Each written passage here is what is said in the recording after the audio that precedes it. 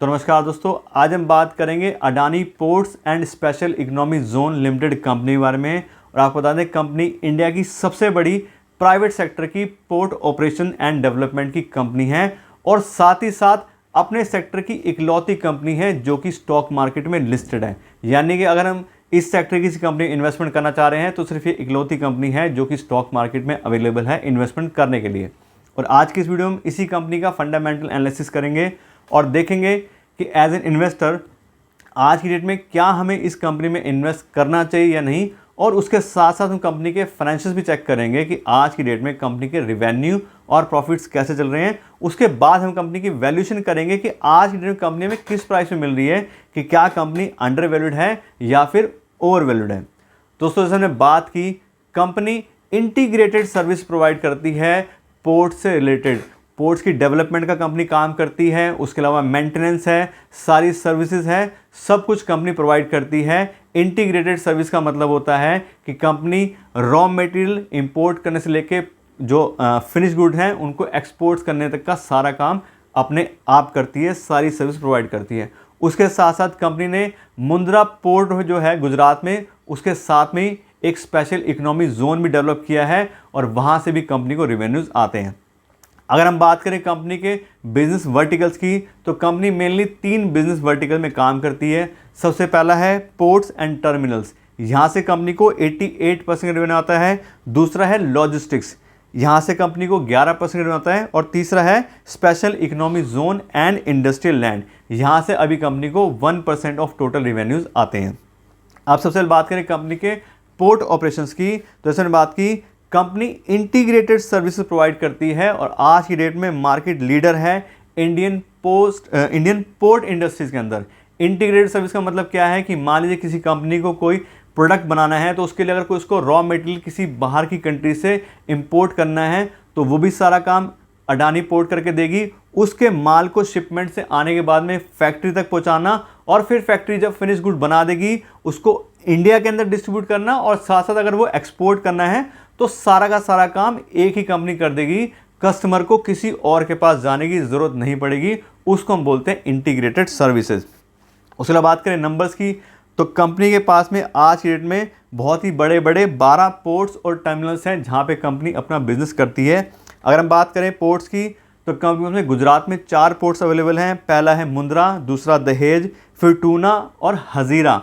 ये चारों ports company में गुजरात में अवेलेबल हैं। उसके बाद 2 पोर्ट्स कंपनी में आंध्र प्रदेश में हैं, 2 तमिलनाडु में हैं और एक पोर्ट कंपनी में उड़ीसा, गोवा और महाराष्ट्र में है। तो कंपनी काफ़ी अच्छी पोजीशन होल्ड करती है। जो इंटरनेशनल बिजनेस है उसके लिए गुजरात तो मेन जगह ही है, वहाँ पे कंपनी अच्छे पोर्ट्स हैं। उसके अलावा आंध्र प्रदेश में, तमिलनाडु में सब जगह ही पोर्ट अवेलेबल हैं। तो कंपनी का काफ़ी स्ट्रॉन्ग बिजनेस है। उसके बात करें कंपनी के टोटल पोर्ट की कैपेसिटी की, तो टोटल इंडियन इंडस्ट्री में जितनी पोर्ट की कैपेसिटी है उसका 24% अकेला अडानी पोर्ट्स के पास में है। तो कंपनी बहुत ही हाई कैपेसिटी होल्ड करती है। उसके बाद बात करें तो कंपनी के पास में लार्जेस्ट कंटेनर हैंडलिंग फैसिलिटी, यानी कि सबसे ज़्यादा कंटेनर्स को हैंडल करने की फैसिलिटी इंडिया के अंदर Adani ports and logistics SEZ company के पास में है। और इस हिसाब से देखें तो कंपनी बहुत बड़ी कंपनी है, काफ़ी स्ट्रॉन्ग मार्केट शेयर कंपनी का है। इसके बाद बात करें कंपनी ग्रोथ की, तो पिछले कुछ सालों में कंपनी ने बहुत ही आउटस्टैंडिंग ग्रोथ दिखाई है। इवन की इंडस्ट्री से ज़्यादा growth individual Adani ports company ने करी है। और उसका मेन जो रीज़न है वो है एफिशिएंट हैंडलिंग, एफिशिएंट मैनेजमेंट। यहाँ पे बात करें तो अडानी पोर्ट के पास में आज के डेट में लोएस्ट ट्रांजिट टाइम है किसी भी शिपमेंट को हैंडल करने के लिए उसके कॉम्पिटिटर के अगेंस्ट। यानी कि किसी और कॉम्पिटिटर के पास कंपनी कोई अपना माल डिलीवर करने के लिए इंपोर्ट के लिए जाती है तो वहाँ ज़्यादा टाइम लगता है, लेकिन अडानी पोर्ट कम से कम टाइम में सारे शिपमेंट को हैंडल करती है। काफ़ी एफिशिएंट मैनेजमेंट है, इसीलिए कंपनी ने बहुत अच्छे क्लाइंट एक्वायर कर लिए हैं और मार्केट शेयर भी काफ़ी अच्छे से एक्वायर कर लिया है। इसके बाद करें दूसरे बिजनेस की, तो दूसरा कंपनी का बिजनेस है लॉजिस्टिक्स बिजनेस। और इसमें भी कंपनी इंटीग्रेटेड प्लेयर है, यानी कि हर टाइप का लॉजिस्टिक, उससे रिलेटेड सर्विसेज, सब चीज़ें कंपनी प्रोवाइड करती है। कंपनी ने आज की डेट में 5 लॉजिस्टिक पार्क ऑपरेट करती है। ये है हरियाणा, पंजाब, राजस्थान और कर्नाटका में। और यहाँ पे कंपनी के पास आज की डेट में 4 लाख स्क्वायर फीट का बहुत ही ज़बरदस्त वेयर हाउसिंग स्पेस है, जहाँ पे कंपनी अपने लॉजिस्टिक को सारी चीज़ों को हैंडल करती है। साथ साथ कंपनी ने बहुत सारी बड़ी बड़ी कंपनी के साथ कॉन्ट्रैक्ट भी किए हुए हैं लॉजिस्टिक्स हैंडल करने के लिए। उसमें है फूड कॉर्पोरेशन ऑफ इंडिया और बहुत सारी स्टेट गवर्नमेंट्स हैं जो कंपनी से अपने एग्रीकल्चर रिलेटेड कम्युनिटीज़ जो हैं वो ट्रांसपोर्ट का और हैंडलिंग का काम करती है। और कंपनी लगभग सारे ही सर्विस प्रोवाइड करती है। उसमें कोल्ड स्टोरेज हैं, ट्रक्स के थ्रू माल भेजना है, उसके अलावा ट्रेन, सब चीज़ें कंपनी के पास अवेलेबल हैं। और उसके साथ साथ कंपनी एक और काम करती है, वो है सीलो बेसिस। सीलो बेस जो है वो ग्रेन को स्टोरेज करने के लिए बनाए जाते हैं। कंपनी उनको भी डेवलप करती है और ऑपरेट करती है। और कंपनी के पास में अगर बात करें कैपेसिटी की, तो सीलो कैपेसिटी कंपनी के पास में है 0.87 मिलियन मैट्रिक टन। ये भी कंपनी जो है यहाँ पे ग्रेन की हैंडलिंग के लिए और ग्रेन की जो फूड ग्रेन्स होते हैं उसकी ट्रांसपोर्ट फैसिलिटीज़ भी प्रोवाइड करती है। इसके अलावा अगर हम बात करें कंपनी के एक्सपेंशंस की, लॉजिस्टिक्स के बिजनेस कंपनी जो एक्सपेंशन के प्लान्स है जो कर रही है, उसमें कंपनी आज की डेट में बात करें तो पहली कंपनी है एक प्राइवेट सेक्टर की जो रेल ट्रैक्स ओन करती है। कंपनी ने अभी Surguja rail corridor private limited company को एक्वायर किया था, उसके थ्रू अब कंपनी रेल ट्रैक्स भी होल्ड करती है। और कंपनी के लगभग 30 ट्रेन यहाँ पे हैं और कंपनी उनके थ्रू भी माल इधर उधर अपना ट्रांसपोर्ट करती है। उसमें कंटेनर्स भी जाते हैं और बहुत सारी जो भी चीज़ें हैं वो सब कंपनी जो मालगाड़ी चलती हैं वो कंपनी मालगाड़ी भी चलाती है, उसके थ्रू भी अपना लॉजिस्टिक्स का काम कर रही है। उसके बाद बात करें तो अभी वेयर हाउसिंग बिजनेस को इंक्रीज़ करने के लिए कंपनी ने फ्लिपकार्ट के साथ टाइप किया है, उसके थ्रू अपना बिजनेस वहाँ पे भी इंक्रीज़ करना चाह रही है। इसके बाद बात करें अडानी पोर्ट की जो सब्सिडी कंपनी है Adani logistics limited. Adani logistics limited जो है वो अभी आने वाले टाइम में बहुत बड़ा एक लॉजिस्टिक हब बना रही है मुंबई के अंदर। और यहाँ पे जो इसकी कैपेसिटी होगी वो होगी 5 लाख स्क्वायर फीट की और एक फुलफिलमेंट सेंटर बनेगा सारे ही जो अपने इनके लॉजिस्टिक हैंडल करने के लिए। और यहाँ पे देखें तो इस तरह से कंपनी अपने बिजनेस को और ज़्यादा स्ट्रॉन्ग करने के लिए साथ साथ प्लानिंग कर रही है। इसके बात करें कंपनी के तीसरे जो है अपना बिजनेस वर्टिकल की, तो वो है स्पेशल इकोनॉमी जोन। और यहाँ बात करें तो कंपनी ने multi product special economy zone develop किया है मुंद्रा गुजरात के अंदर। और ये इंडिया का सबसे बड़ा स्पेशल इकोनॉमी जोन है। अगर हम बात करें एरिया की तो लगभग 8,500 हेक्टेयर में फैला हुआ बहुत ही बड़ा एरिया है। और हम बात करें स्पेशल इकोनॉमी जोन की तो स्पेशल इकोनॉमी जोन का मतलब वो होता है जहाँ पे गवर्नमेंट एक्स्ट्रा फैसिलिटीज़ और कम टैक्स प्रोवाइड करती है उन कंपनियों को जो उस स्पेशल इकोनॉमिक जोन में अपने यूनिट्स को डेवलप करते हैं। और साथ साथ बात करें लोकेशन की तो मुंद्रा पोर्ट के साथ में ही लगता हुआ ये स्पेशल इकोनॉमिक जोन है। तो जो भी इंडस्ट्री यहाँ पे सेटअप हो रही है उनको पूरी फैसिलिटीज़ मिलेगी, सारा माल अपना एक्सपोर्ट इंपोर्ट करने के लिए कोई बहुत ज़्यादा टाइमिंग उनको नहीं लगेगा क्योंकि पोर्ट भी साथ में ही है। और साथ साथ बात करें अभी कंपनीज की तो लगभग 55 कंपनियों को वहाँ पे अप्रूवल मिल गया है अपने यूनिट्स को सेटअप करने के लिए। और कुछ कंपनीज वहाँ पे ऑलरेडी अपने ऑपरेशन स्टार्ट कर चुकी हैं और कुछ का अभी अंडर कंस्ट्रक्शन चल रहा है। और बात करें इन्वेस्टमेंट की तो इन यूनिट्स ने, इन कंपनीज ने लगभग 14,000 करोड़ रुपए का वहाँ पे इन्वेस्टमेंट ऑलरेडी कर लिया है। और अडानी पोर्ट्स को भी काफ़ी अच्छे रेवेन्यू वहाँ से आने शुरू हो गए हैं। वहाँ से कंपनी को रेंटल इनकम भी आती है, प्लस दूसरी जो सर्विसेज कंपनी ने वहाँ डेवलप करी हैं उन सर्विसेज को प्रोवाइड करके भी वो इन कंपनी से यहाँ पे रेवेन्यूज कमाते हैं। तो इस तरह से हमने तीनों वर्टिकल के बारे में बात कर ली, कंपनी क्या क्या बिजनेस करती है, कैसे करती है। अब बात करें कंपनी ग्रोथ स्ट्रेटेजी की या आने वाले प्लान्स की, तो कंपनी का प्लान ये है कि 2030 तक अडानी पोर्ट को पूरे वर्ल्ड की सबसे बड़ी पोर्ट जो सर्विसेज है या पोर्ट डेवलपमेंट की कंपनी बनना है। अभी इंडिया की तो ऑलरेडी है ही है, लेकिन 2030 का कंपनी टारगेट रखा है जब तक उसको पूरे वर्ल्ड की सबसे बड़ी पोर्ट ऑपरेशन कंपनी बनना है। साथ ही साथ बात करें लॉजिस्टिक्स की तो लॉजिस्टिक्स के अंदर भी कंपनी जो है 1 point customer centric transport company बनना चाहती है, जिसमें वो पोर्ट, उसके अलावा जितने भी मीडियम होते हैं ट्रांसपोर्ट के, चाहे वो रेल है, एयर फ्लाइट्स है, वेयर हाउसिंग की सर्विसेज हैं, कोल्ड स्टोरेज है, उसके लिए एक इंटीग्रेटेड सर्विस ऑलरेडी चल रही है। और उसको और ज़्यादा डेवलप करके सिंगल कंपनी बना जाते हैं कि अगर कस्टमर को कुछ भी सामान कहीं भी भेजना है, मंगाना है, कुछ भी करना है तो अडानी पोर्ट्स के पास आएगा, बाकी सारा काम अडानी पोर्ट्स अपने आप कर देगी, उसको किसी और कंपनी को जाने की ज़रूरत नहीं पड़ेगी। ये कंपनी का आने वाले फ्यूचर में जो है प्लान है इस तरह की अपनी कंपनी डेवलप करने के लिए। तो हिसाब से कंपनी का पूरा हम अगर प्रोफाइल देखें तो हमने बिल्कुल क्लियरली चेक कर लिया, ऑलरेडी इंडिया की सबसे बड़ी कंपनी है और साथ साथ वर्ल्ड की सबसे बड़ी कंपनी बनने के लिए ये कंपनी मेहनत कर रही है। साथ साथ बात करें तो ऑलरेडी हम देखा काफ़ी पिछले टाइम से कंपनी जो अपने बिजनेस को काफ़ी अच्छे से एनहेंस कर चुकी है, काफ़ी सारी एक्विजिशन भी करी हैं रेल के लिए और बहुत सारी चीज़ों के। तो कुल मिलाकर हम देखें तो बिजनेस वाइज बहुत ही स्ट्रॉन्ग कंपनी है, काफ़ी अच्छा बिजनेस है। साथ साथ कोई भी कॉम्पिटिटर जल्दी से अभी है नहीं, क्योंकि लिस्टेड कंपनी तो कोई है ही नहीं, अकेले यही कंपनी है, कोई भी कॉम्पिटिशन में लिस्टेड कंपनी है नहीं।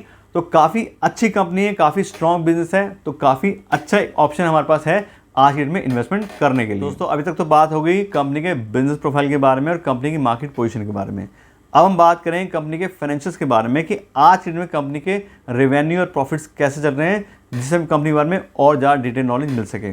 और यहाँ पे चेक करें कंपनी के पिछले 5 साल का डेटा, तो सबसे पहला हम जो पैरामीटर चेक करते हैं वो था रेवेन्यू। यहाँ पे देखें तो 2018 में जो कंपनी के रेवेन्यू थे वो थे लगभग 11,300 करोड़ के आसपास, और अब 5 साल बाद बढ़ के 2022 में लगभग 16,000 करोड़ रुपये हो गए हैं। तो कंपनी ने काफ़ी अच्छा बिजनेस किया है पिछले 5 साल में, और लगभग हर साल ही कंपनी के रेवेन्यूज़ भी इंक्रीज़ हुए हैं। उसके बाद बात करें कंपनी के 5 साल के सेल्स ग्रोथ के CAGR की, तो कंपनी ने पिछले 5 साल में 14% के बहुत ही अच्छे CAGR से ग्रोथ दिखाई है अपने बिजनेस में। और इन रेवेन्यूज़ को चेक करके बिल्कुल हमें क्लियरली पता लग रहा है कि कंपनी का जो बिजनेस है वो काफ़ी अच्छे से इंक्रीज़ हो रहा है।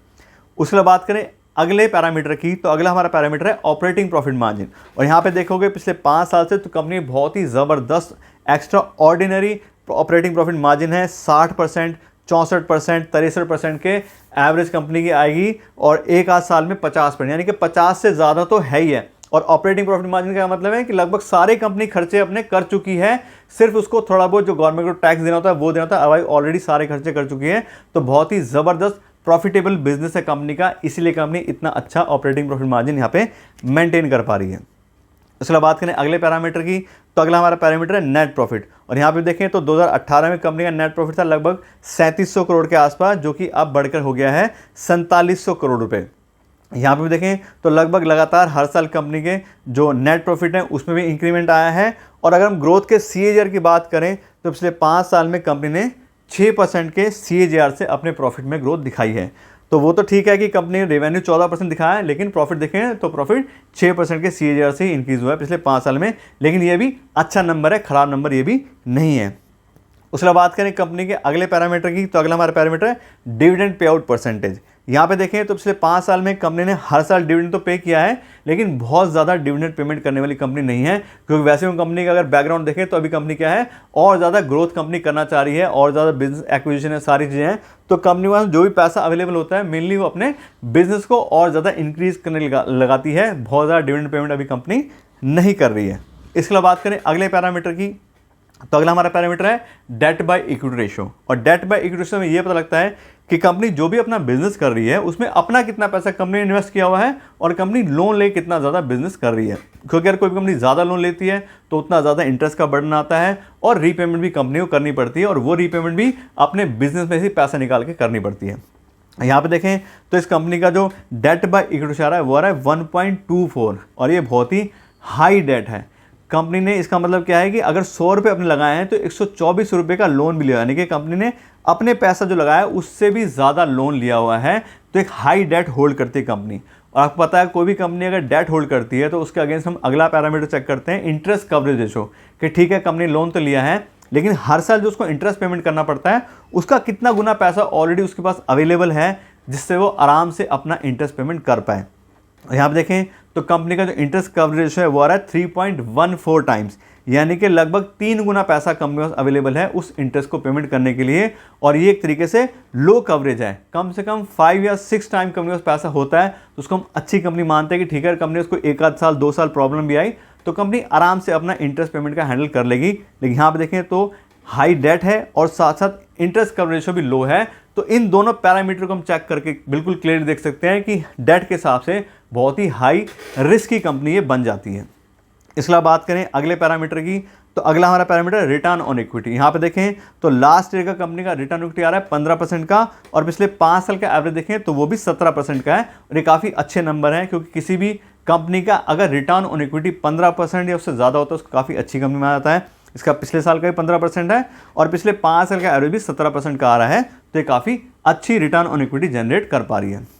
तो इस तरह से हम कंपनी के ओवरऑल सारे फाइनेंशियल चेक करें तो हमने बिल्कुल क्लियर देख लिया कंपनी के रेवेन्यूज काफ़ी अच्छे से इंक्रीज हुए हैं, कंपनी की प्रॉफिट मार्जिन बहुत बढ़िया है, और प्रॉफिट भी कंपनी अच्छे से कन्वर्ट कर पा रही है। कंपनी का जो मेन पॉइंट है, जो मेन नेगेटिव पॉइंट है वो है हाई डेट। कंपनी बहुत ज़्यादा हाई डेट होल्ड करती है, इसलिए कंपनी हाई रिस्क प्रोफाइल में आएगी। मेन बात देखने की यह है कि कंपनी बिजनेस तो अच्छा कर रही है, लेकिन कंपनी के रिस्क जो है उसको कम करने के लिए कंपनी अपने डेट को कैसे रिड्यूस करेगी आने टाइम में, वो हमें इस कंपनी में चेक करना चाहिए। तभी एक तरीके से अच्छी कंपनी ये बन पाएगी। अदरवाइज बहुत सारी कंपनी ऐसी हैं जो अच्छा बिजनेस करती थी लेकिन हाई डेट होने की वजह से उनको प्रॉब्लम आई और बहुत ज़्यादा दिक्कत में कंपनियां आ गई। तो ओवरऑल बात करें तो फाइनेंशियल तो बहुत बढ़िया है, लेकिन हमें डेट का इसमें ज़रूर ध्यान रखना चाहिए, कंपनी हाई डेट होल्ड करती है। दोस्तों अभी तक तो बात हमने कर ली कंपनी के फाइनेंशियल्स के बारे में और कंपनी के बिजनेस प्रोफाइल के बारे में। अब हम बात करें कंपनी की वैल्यूएशन के बारे में कि आज की डेट में कंपनी में किस प्राइस में मिल रही है, कि क्या कंपनी अंडर वैल्यूड है या ओवर वैल्यूड है। और मैं आपको बता दूं किसी भी कंपनी का वैल्यूएशन करने के लिए मैं यूज़ करता हूं डिस्काउंटेड कैश फ्लो एनालिसिस, और उसके अंदर हम कंपनी को फ्री कैश फ्लो को वैल्यू करते हैं, कंपनी कितना फ्री कैश फ्लो जनरेट कर पा रही है उसके हिसाब से उसकी कितनी वैल्यू बनती है। और यहाँ पे देखें पिछले 3 साल कंपनी के फ्री कैश फ्लो, तो 2020 में कंपनी का था 3,780 करोड़ रुपए, 2021 में था 5,204 करोड़ रुपए और 2022 में कंपनी का फ्री कैश फ्लो आया 6,051 करोड़ रुपए। अब क्योंकि ये हर साल चेंज हो रहा है तो हम इसकी एवरेज ले लेते हैं, तो पिछले 3 साल के फ्री कैश फ्लो की एवरेज आ रही है 5,000 करोड़ रुपए, यानी कि लगभग हर साल कंपनी 5,000 करोड़ रुपए का फ्री कैश फ्लो जनरेट कर पा रही है। और इस फ्री कैश फ्लो के हिसाब से जो कंपनी की वैल्यू बनती है वो आती है 2,50,000 करोड़ रुपए, यानी कि ऐसी कंपनी जो 5,000 करोड़ रुपए हर साल फ्री कैश फ्लो जनरेट कर रही है उस पूरी कंपनी की वैल्यू बन गई 2,50,000 करोड़ रुपए। अब इस पूरी वैल्यू को हम नंबर ऑफ शेयर से डिवाइड करते हैं तो कंपनी का पर शेयर का प्राइस आता है, और अभी जो कंपनी का पर शेयर का प्राइस आ रहा है वो आ रहा है 1180 रुपये पर शेयर। यानी कि अगर हम 1180 रुपये पर शेयर हिसाब से Adani ports and SEZ limited company में इन्वेस्ट करेंगे तो हम कंपनी को फेयर प्राइस पे खरीदेंगे कि ठीक है कंपनी इतना कैश जनरेट करती है तो उसके हिसाब से इतनी इसकी वैल्यू बनती है। लेकिन जैसे कि हम हमेशा बात करते हैं अगर किसी भी कंपनी को हम फेयर प्राइस पे या फिर प्रीमियम देकर खरीदेंगे तो हमारा रिस्क बहुत ज़्यादा इंक्रीज हो सकता है आने वाले टाइम में कंपनी ऐसा परफॉर्म कर पाए या ना कर पाए। और साथ साथ अडानी पोर्ट्स के केस में हमने देख लिया कंपनी काफ़ी ज़्यादा हाई डेट होल्ड करती है, तो उसकी वजह से हमें जो भी हमारे आने वाले रिस्क हैं उनको पहले से ही मैनेज करके चलना चाहिए, जिससे अगर कोई बात हो भी तो हमारा बहुत ज़्यादा लॉस ना हो और अगर प्रॉफिट हो तो वो भी मैक्सिमम हो सके। उसके लिए हम यूज़ करते हैं मार्जिन ऑफ सेफ्टी का कॉन्सेप्ट। और मार्जिन ऑफ सेफ्टी का मतलब क्या होता है कि जो भी कंपनी का फेयर प्राइस है उसके 50% में कंपनी को खरीदने की कोशिश करनी चाहिए, जिससे हमने आने वाले जो भी रिस्क हैं उनको अच्छे से मैनेज कर सकें। तो अभी हमने कंपनी का जो फेयर प्राइस निकाला हुआ है 1180 रुपये पर शेयर, इसका 50% यानी कि मार्जिन ऑफ सेफ्टी हो गया 590 रुपये पर शेयर, यानी कि लगभग हम 590 रुपये 600 रुपये के आसपास अगर अडानी पोर्ट कंपनी में इन्वेस्ट करेंगे तो कंपनी को काफ़ी सस्ते दाम पे खरीदेंगे और जो भी हमारे आने वाले रिस्क हैं उनको भी अच्छे से मैनेज कर पाएंगे।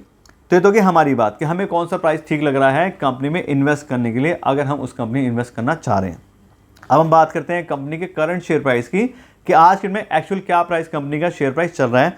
तो आप बता दें आज की कंपनी का शेयर प्राइस आ रहा है 780 रुपये पर शेयर, यानी कि जो हमने कंपनी की फेयर वैल्यू निकाली थी उससे काफ़ी कम प्राइस पे कंपनी ऑलरेडी अवेलेबल है, लेकिन मार्जिन ऑफ सेफ्टी से थोड़ा सा प्राइस अभी भी ज़्यादा है। तो इस वैल्यूएशन को चेक करके बिल्कुल हम क्लियरली कह सकते हैं कि आज की डेट में ये कंपनी एक अंडर वैल्यूड कंपनी है। अगर हम बात करें परसेंटेज में तो कंपनी अपने फेयर वैल्यू के 66% पे अवेलेबल हो रही है, यानी कि 34% का मार्जिन ऑफ सेफ्टी या डिस्काउंट हमें इस कंपनी में मिल रहा है। हमने निकाली थी मार्जिन ऑफ सेफ्टी 600 रुपये और प्राइस लगभग 800 रुपये है, तो 200 रुपये का डिफरेंस है, लेकिन फेयर प्राइस से फिर भी काफ़ी कम प्राइस पे कंपनी यहाँ मिल रही है। लेकिन फिर भी बात है कि चाहे कंपनी अंडर वैल्यूड है या ओवर वैल्यूड है, हर एक कंपनी में कोई ना कोई रिस्क होता है और इसका जो मेन रिस्क है वो हमने आपको बता दिया, कंपनी हाई डेट होल्ड करती है। तो देखना ये है कि कंपनी किस तरह से अपने डेट को रिड्यूस कर पाती है आने वाले टाइम में। और साथ साथ कंपनी की हम बात करें अगर पूरे अडानी ग्रुप की बात करें तो अभी फिलहाल हाल फिलहाल में तो कंपनी डेट रिड्यूस करने वाली नहीं है, क्योंकि कंपनी ऑलरेडी बहुत सारी एक्विजिशन में है और अडानी ग्रुप भी काफ़ी एग्रेसिव होकर बहुत सारे नए नए बिजनेस में आ रहे हैं, तो जल्दी से रिड्यूस करने वाले तो मुझे अभी नहीं लग रहे हैं। तो उस हिसाब से देखें तो कंपनी अंडर वैल्यूड तो जरूर है, लेकिन फिर भी अगर आप इस कंपनी में इंटरेस्ट रखते हैं, इसमें इन्वेस्ट करना चाह रहे हैं, तो बिल्कुल सोच समझ के अच्छे से अपना जो रिस्क प्रोफाइल वो चेक करके और कंपनी का रिस्क प्रोफाइल चेक करके ही आप डिसीजन लीजिएगा कि आपको क्या करना है नहीं करना है। लेकिन कंपनी वाले ने आपको डिटेल नॉलेज दे दी है, सारे पॉइंट्स बता दिए कौन कौन से पॉइंट अच्छे हैं और किस पॉइंट में कंपनी हमें एक नेगेटिव दिख रही है। तो इस तरह से आशा करते हैं आपको सारी नॉलेज कंपनी के बारे में मिल गई होगी। अगर आपकी वीडियो अच्छी लगी हो उसको लाइक और शेयर जरूर कीजिएगा और साथ साथ मेरे चैनल को सब्सक्राइब कर लीजिएगा। Thank you so much.